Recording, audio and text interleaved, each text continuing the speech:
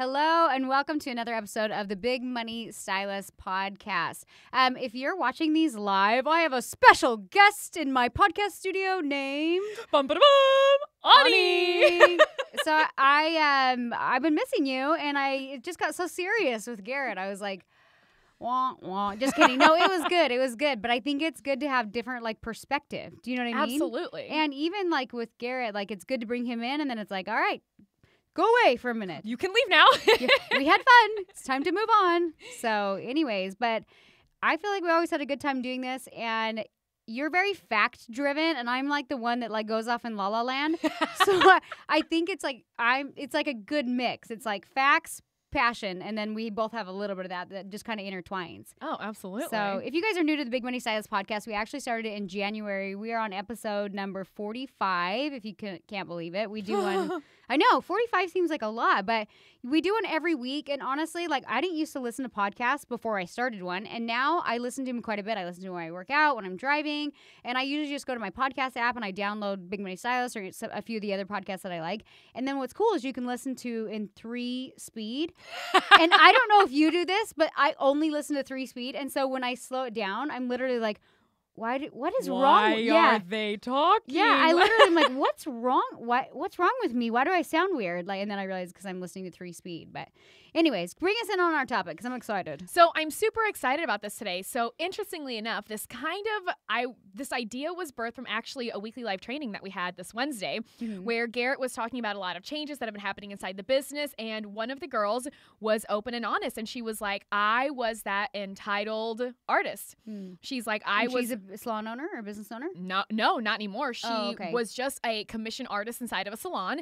And she was like, I was completely entitled. She's like, I was part of a walkout inside of a salon. She goes, and at the time, I felt that I was, I should have had more money. They were taking too much. I wasn't getting enough. She goes, and now leaving and trying to start my own business and my own suite, I've realized, I was a lot more work. A total a-hole.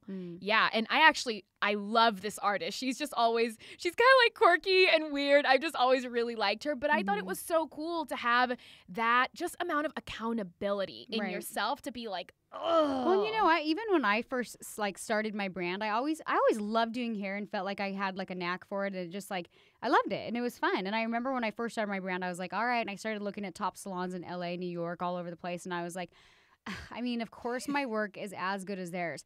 And I was that asshole that didn't give them the respect for why they had gotten to where they are. And it's not necessarily just the art. It's like musicians. There's a ton of good musicians, but the ones that make it are good at business and marketing and everything else that follows. And so I was that naive asshole that was like, yeah, I'm that good. And what's funny is when I first jumped in, all of a sudden, literally within the first 6 months, I was like, fuck, this is hard. And then a year and I was like, wow, this isn't worth it. And then 2 years and I was like, I don't know if I want to do this. And then you get so deep where you're like, okay, either commit and go full force or don't do it. But I even remember thinking as I put myself in that place, I even was like, man, maybe my work is not as good as I thought it was. And really dialing it back in and taking accountability, I had so much more respect for people in our industry who had built big salons and big shits, regardless if I didn't even like their work. If I was like, those curls are weird, or I don't like this or that. I just was like, you know what? Amen for doing your thing. You know what I mean? So I think that there's a lot of, there's definitely an entitled and a lack of respect in our industry and in all industries if you haven't had that experience. And I actually shared a blog post where I said potential experience doesn't equate to actual experience. So people will think, well, I'm really good at this, but they lack all these other skill sets that actually make a business successful. And just because you're like, well, I potentially think I'm that good. Even in a salon, if you have a salon, a walkout in a salon, it's just mind-boggling to me because it's you got to dial it back in a little bit. Oh, yeah. And it's crazy because I had my own suite whenever I lived in St. Louis, and that was so much work, even having a suite, because you still had to have all the licenses, you still had to have the insurance, and not only that, now you're in charge of ordering your own color, ordering your own hair, booking your own clients, doing the consultations, doing the everything. Oh my God, it's so much work. And it blew my mind how even selling retail, guess what? You need different licenses and taxing for that too. It's little things you don't think about. You assume you're just gonna walk in and be like, hello world.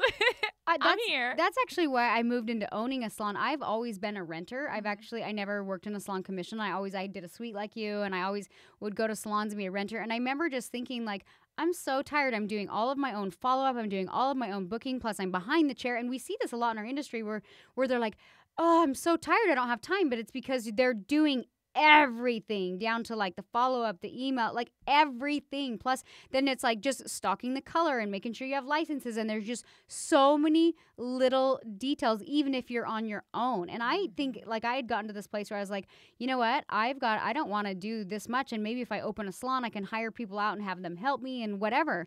But even then I'm like learning with myself. I'm like, shit, that's kind of hard too. Like it's never as easy as you think ever. So. And I think so.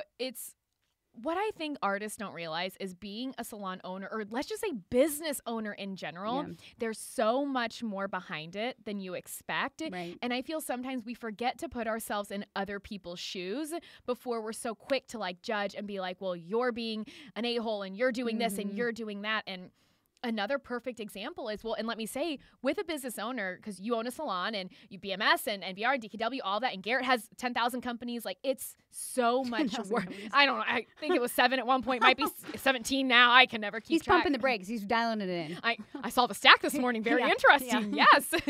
And so inside of that, you not only have to obviously keep the company running and make sure that it actually makes money, because a company that doesn't make money is not worth it.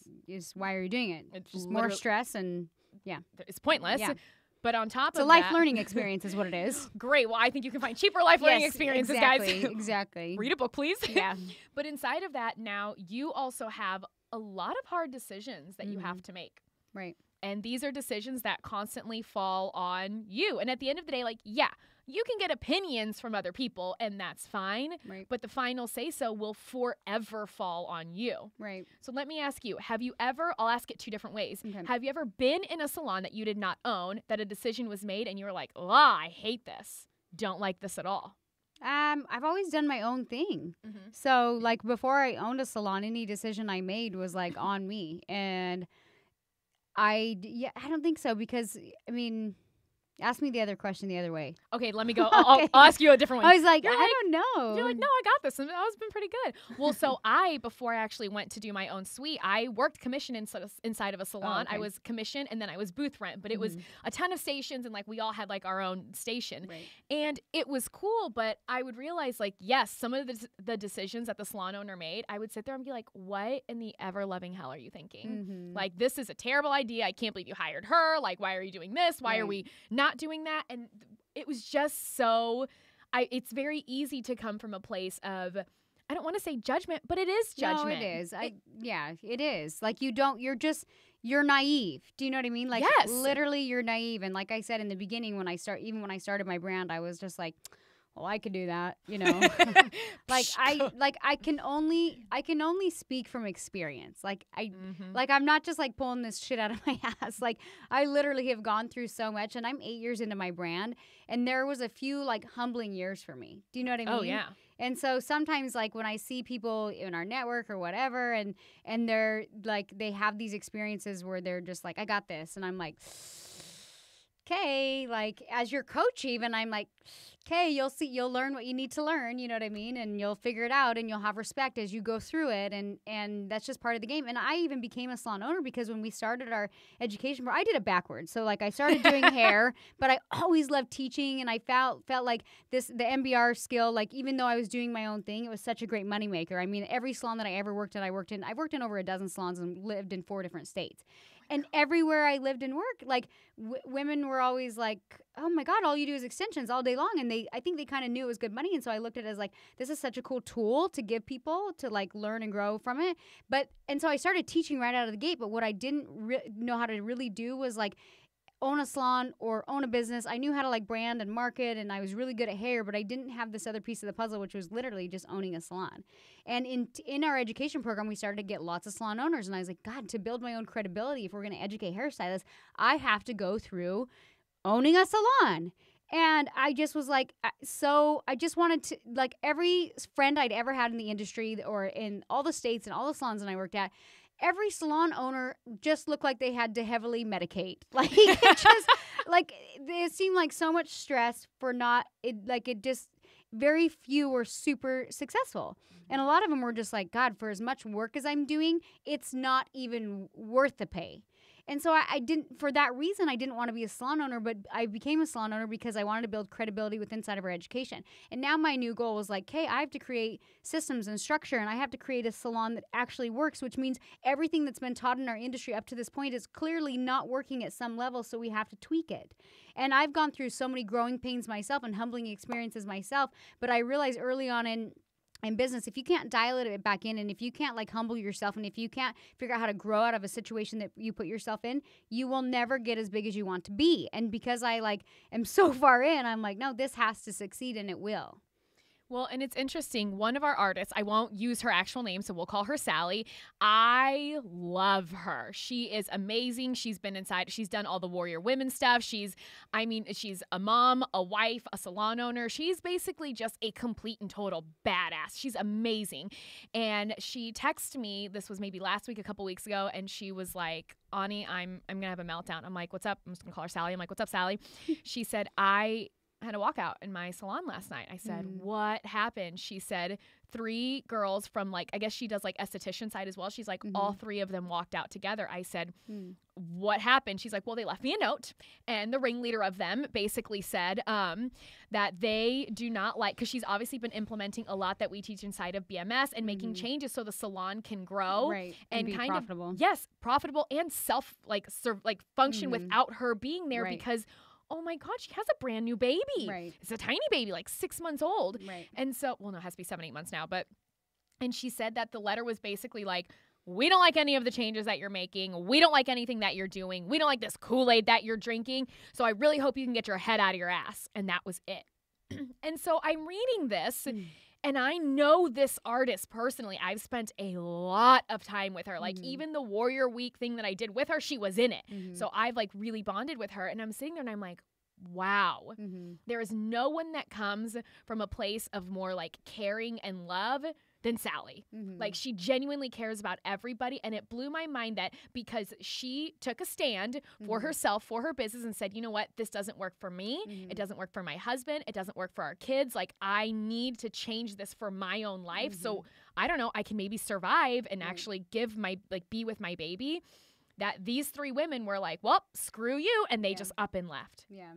And they don't I think people think of change as like betrayal, though. Do you know what I mean? Even as hard as you nail it into them, like, we have to have a successful business. Like, we have to, or this doesn't work. Do you know what I mean? Even inside my own salon, I'm like, I constantly feel like the bad guy. Garrett and I are always like feeling like that. But I'm like, we cannot teach. We are not just a salon. We are an education company.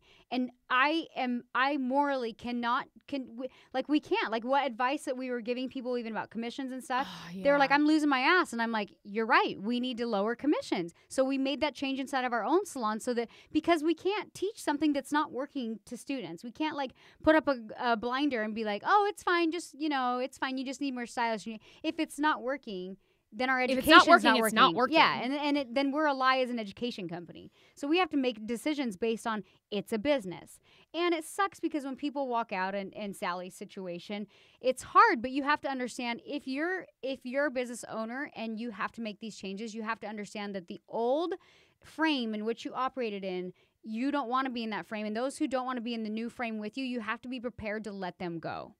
And that's just business. And so it's hard because you have to make changes, but you can't expect everybody to keep up with your changes. But you have to have enough courage to know that if this happens, that you can rebuild it based on these new changes and create a whole new environment for yourself. So Sally, I feel ya, and I hope that, I don't know where she's at right now, but. Well, and it's crazy because what I think is interesting is that artists don't really, or really people, humans in general, never put themselves in the shoes of someone else. So here's what those 3 little estheticians that did, here's what they don't realize. Sally, in order to make sure that the money, like the salon was still running, her remaining artists could like keep growing, she could keep providing them with whatever they needed, she actually had a car that she had paid cash for. She ended up taking that car, selling it to have more cash to pour into the business while she filled those 3 spots. Right. Look at what she, as a business owner, as a mom, as a wife, as an artist, was willing to do and the lengths she was willing to go to make sure that this business survived, not just for her family, but for the people that were left. Right. But that I feel is the hard thing that a lot of artists or people who work inside of a company but don't own the company that they don't see. Right. They see like the good part. They say, well, of course you're making money. Look how big this is. Like, look how many people you have. But and you start kind of like doing the numbers, but you don't really know the numbers of the business owner. Like, you just don't. Like, people don't. And you know what? Garrett and I were fortunate enough to where we've gotten our other businesses built, or where we didn't have to have loans and things like that. But still, we like put in a huge chunk of cash. I mean, I just bought my salon. It was $1.3 million to buy it. To renovate it was $400,000. Yeah, I didn't just like, I didn't take out a loan. Like, we came out of pocket to build this beautiful environment that we wanted. And so people like, they're like, well, yeah, but that's just the build out, and they don't factor that in. Do you know what I mean? You're like, okay, well, I'm going to be paying for that for the next 10 years. So I hope this salons, you know, and like a lot of people who take out loans, like they're paying payments on their salons and all these things. And like literally they have to get to like 5, 6, 7 years in before they get the profitable portion where they're not having to pay so much off on their loans or their property or whatever it is. And a lot of times business owners are like, fuck it, like 5 years in, like it's not worth it anymore. Do you know what I mean? So nobody takes into account like things like that. And artists will take in like, oh, well, I am going to do the numbers and I can go rent this down the street for $1,000. And you're like, okay. And let me tell you, I have been the person to move down the street, which at the time I wasn't even doing extensions, but having had my own suite, not even a full salon, like I was not in charge of utilities, I was not in charge of water, like there was a lot I was still not in charge of being in a suite. But it's still a lot of work, don't you think? Oh my, it is so much like when work. I was doing it all on my own, I was exhausted. I was making good money, and I had no other stylist. I was in my own little suite, doing my own little thing, doing my own marketing, and I was fucking exhausted. Like, I was making good money, but I was working. I was like, I don't want to work this much anymore, you know? And you just don't realize the little things that add up. Because even then, having my own suite, like I didn't pay someone to come clean it. So guess what? That means I had to come in and clean it. I had to take all the products off the shelf. I had to dust all of that. Like, I had to do everything. I had to make sure my licenses were up. I had to make sure that I was paying the taxes, given I didn't account for that, but it doesn't matter. These are still little things that have to be done. And I just think it falls down on the salon owner, the business owner is the one who has to make the hard decisions, because at the end of the day, let me tell you, you are the one who's taken all the risk. You just have millions of dollars in, hundreds of thousands of dollars in, and at any point I could literally stand up and say, well, Danielle, fuck you, I'm out. And guess what? I leave with no risk to me. Nothing. I see that, like, having been in a suite where I'm like, oh my God, I have to pay for insurances. Even the old salon I worked at, there were so many stylists in that salon. Oh my God, the AC broke one time. That was money. The washing machine broke. That was money. And in extensions, like if you have a crazy client, like that happens all the time. Like there's so many times just to cover my own ass in my salon, I'm like, give them new hair. It's not worth it. Give them new hair. And that adds up. Do you know what I mean? You're like just constantly comping clients. And in the beginning, when I didn't have the money, when I had my own suite, when I didn't have the money to give them new hair, guess what? Clients would like come after me, like, you know, the crazy ones. And all of a sudden you're like, what the and there's like all this legality or bad Yelp reviews or all this shit. And you're like, and artists are stuck in this hard place because they're like, I can't even afford to give you a free service. And so I'm getting fucked over because you're crazy. Yep. You know what I mean? And so there's even that risk inside of a salon where to cover my own ass, I'm like, we deliver experience. If they need new hair, this, and then, you know what I mean? So there's so many little things that you don't know until you actually put yourself in the shoes. Like, it is what it is. So the real question is, what do you not know that you don't know at this point? Nothing, because you can't know unless you're willing to jump out and experience it. It's one of those things, like, you can read about the struggle of things. You can read about the struggle of not having money, of going hungry, of having like, even right now, there's insane California fires, and someone just messaged me on Instagram and said my aunt and my grandma both had their houses burned down. I can read it, I can feel it, but you never truly know what it's like until it's you, like, in that hot seat. You can have empathy, but you'll never truly understand. Yep. So here's what I want to challenge you listening to do. Are you a business owner or are you an artist? And inside of that, if you are the artist or you're an employee, because it doesn't just relate to hair, guys. This is every single business. Right. Have you been the one to give the owner an extra hard time? But inside of that, have you ever really gone into their shoes and thought about the decisions they have to make, the weight that is carried constantly with owning a business. Well, and only an entrepreneur can really have that appreciation and respect. Like, and like somebody who's employed by an entrepreneur can't truly fully appreciate it. They can do their numbers in the head, they can make assumptions all day long, but if you don't actually put yourself in that situation, you don't know. And again, I was that asshole, but I wanted to become more and learn more. And when things got hard for me, I just kept pushing through. And that's why we've had the success we have in our business, because I took it as like, this sucks and we're going to grow through it and learn from it. And each new thing, I figure it out along the way. And I think that's what a good entrepreneur, a good business person does.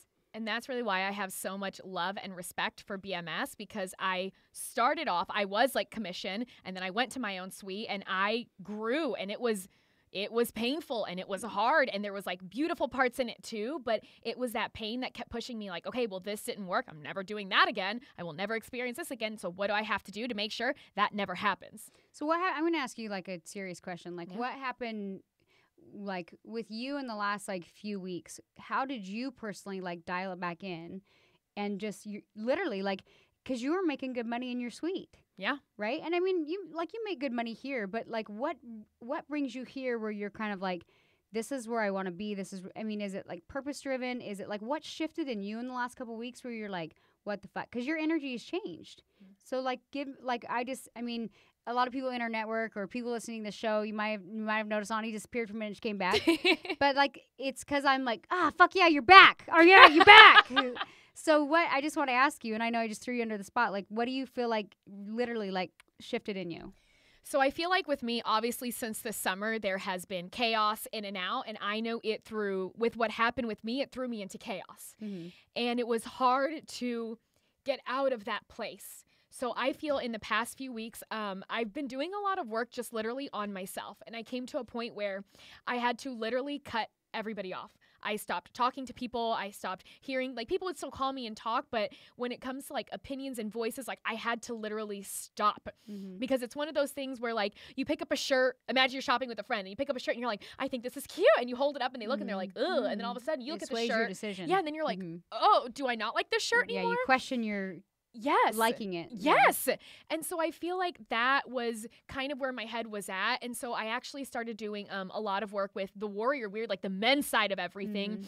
And I just realized I needed to take a step back. I needed to just cut off all the noise, cut off all the chaos, and just hear me. And inside of that, it was like, fuck, dude, like this, me being here for BMS and being here with everyone was the goal that I had since literally day one of my very first BMS. And there's no way that I have worked this hard and sacrificed so much inside of every aspect of my life to give it up because there's a little bit of chaos. Is that the person who I'm going to be? That the minute it gets hard, I give in? That the minute it gets hard, I give up because of what? Right. And so I had to realize, I'm like, shit, I want to be here. Yes, it's chaotic. It's crazy. I'm crazy. You're crazy. Gary's crazy. We're all a little insane, which is why we've said we're changing this industry. We won't stand for how it's been the way it is. And inside of that, I just knew I am not done here. There's not a chance in hell I am leaving. You will have to fire me if you ever want me gone. Like, there's no way. I love this too much. I love the team. I love what we stand for. I love what we do. And in that moment, I was like, I'm not leaving. I am staying and I will continue forward. And I've had to remind myself I'm 28 years old. I understand in all technicality I'm an adult, but I don't feel that way some days. I'm the youngest trainer here by almost a decade. And if I can be here among people who have decades of experience and growth ahead of me, why would I not want to learn from you guys and push and grow? Who the hell am I going to be in 5 years? I don't know. But I know that was it for me. Like it was just a feeling of like, you are not done. Yeah. And don't you fucking dare give up when it gets hard. I love that you just said that like you kind of distanced yourself and just really tapped in, because I know you've heard this story so many times where me and Garrett were like, fuck it, we left our families, our religion, our friends, like everything. I know you're not married, but I mean, I was married at the time. So and I felt very alone even sometimes being married to Garrett.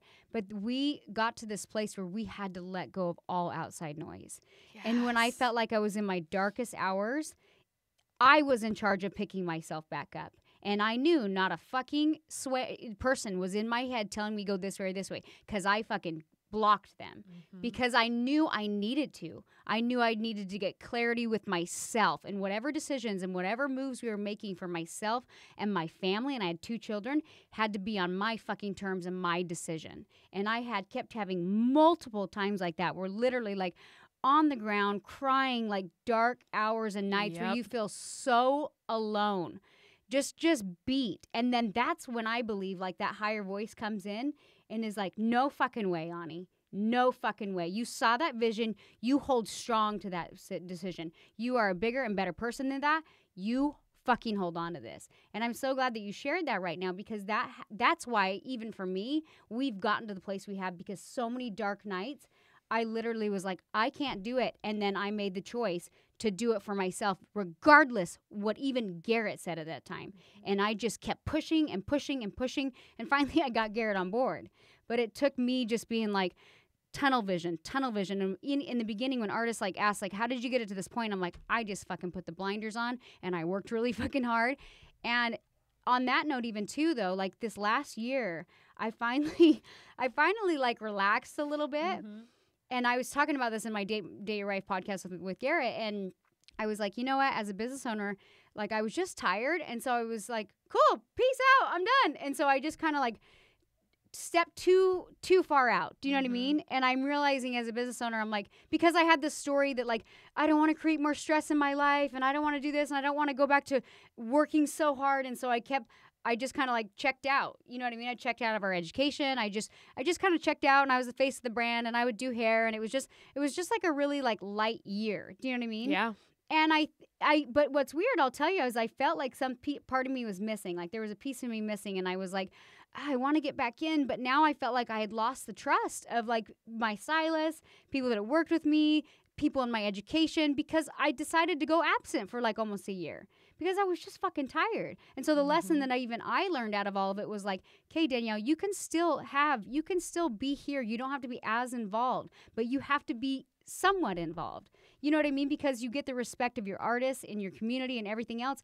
And so that's kind of like this next year, I'm like, that's my sweet spot and that's where I need to be. And I'm always trying to find like my balance for what works for me.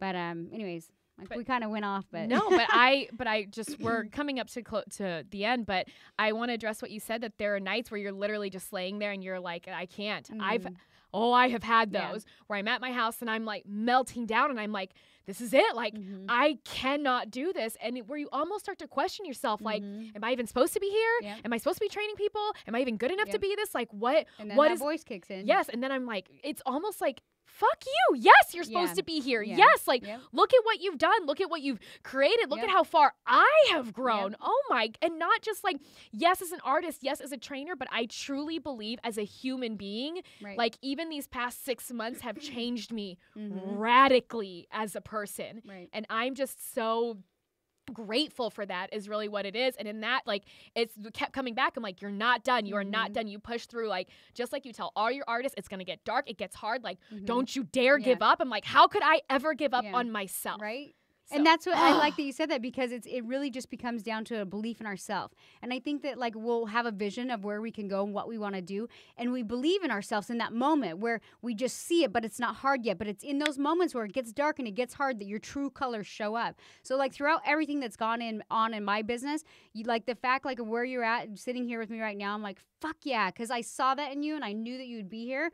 And I'm like, you turned the corner, because I had to turn so many corners to create what I did in my business. And I just kept waiting for everybody on my team to turn the corner with me. And everybody would turn, and then they'd hit a corner where they're like, I'm out. I hit too many corners and I'm out. And I feel like you like made it through the round. And I'm like, yeah, because the bigger you get in business, the harder the fucking corners get. And it's like, you have to go into it as like, all right, I'm not quitting around every corner. I'm just going to continue to go on. And then it's like you said, like that voice comes in, is like, remember your vision. Remember when you said you would do whatever you had to do to get to that vision? Well, guess what? Here's another corner, fucker. And you're like, yeah. And it's the universe testing you. Like, you said you would do whatever. Well, here it it is. Are you still committed to doing whatever it takes? And I sat there and I was like, for a minute, I was like, I don't know if I can do this. I don't know. And then I was like, all right. It was literally like me yelling at myself, like, are you kidding me? After everything you've been through, this is it. Don't you dare. Yeah, and then you're like mad at yourself and you're like, oh, I'm doing this. Well, now I know if I made it through this six months, I'm like, bring it on, 2019. But you have to face, every challenge gets harder. You can't move on. You have to push your threshold. And we teach that in BMS. But then some people, like, you get to this place where some people are like, well, tapped out, hit my threshold. Mm-hmm. And you're like, there's always a new threshold. You don't stop at a certain threshold and think, I'm going to make it, I'm done here. I'm going to go over here, because guess what? You didn't learn your lesson here. So you're just going to keep hitting thresholds until you learn your fucking lesson. And that's a wrap for today's show. I love that. And I can guarantee we'll be discussing thresholds and tapping through and going farther. So thank you for joining us again. I'm so excited to be back for episode number 45 of the Big Money Stylist podcast. And we will see you guys next week.